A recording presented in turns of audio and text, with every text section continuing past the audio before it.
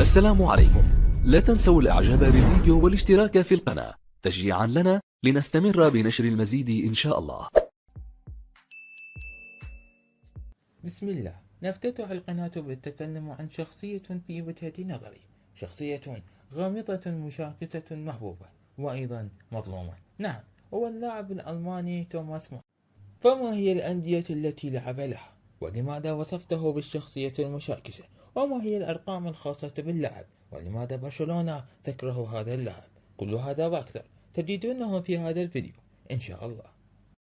ولد اللاعب الألماني توماس مولر في 13 سبتمبر من عام 1989 في مدينة بافاريا في ألمانيا. بدأ مسيرته الكروية مع نادي TSV الألماني، وانضم إلى نادي بايرن ميونخ وهو بعمر 13 عاما. تدرج بمختلف الفئات العمرية حتى استقر في الفريق الثاني في عام 2007، خاض من خلالها 35 لقاء، سجل 16 هدف، ساهمت بشكل كبير بتصعيده للفريق الأول في عام 2008 الذي لم يفارقه حتى يومنا هذا. ولا ننسى بطبيعة الحال لعبه لمنتخب ألمانيا والإنجاز التاريخي بتحقيق كأس العالم.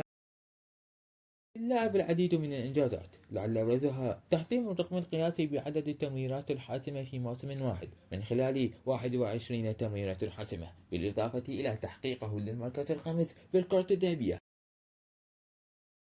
على الصعيد الجماعي حقق مولر بطولات كبيرة، فبالإضافة إلى كأس العالم في عام 2014 فقد حصل على دور الأبطال لمرتين، الأولى ضد بروسيا دورتموند والثاني ضد باريس سان جيرمان.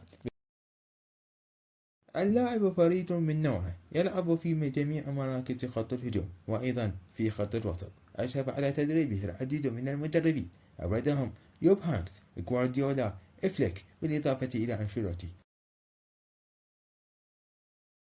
اللاعب مشاكس، نعم مشاكس، دائما ما يحب إذلال الكبار. ولا ننسى بطبيعة الحال إذلال البرازيل بالسباعية، وإذلال برشلونة بالثمانية، وتفاعله أثناء المباراة.